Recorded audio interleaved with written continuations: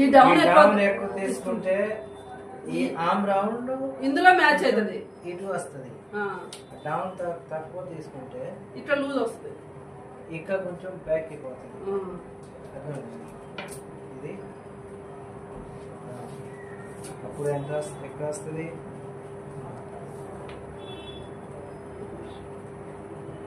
ఇక్కడ తీసుకుంటే ఇక్కడ వస్తుంది, క్రాస్ ఎక్కువ వస్తుంది.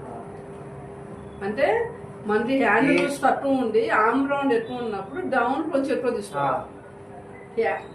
చూడండి, మనకి హ్యాండ్ లూజ్ తక్కువ ఉంది కింద, అంటే వాళ్ళకి మధ్యలో ఇక్కడే ఉంది కానీ ఇక్కడ లేదు.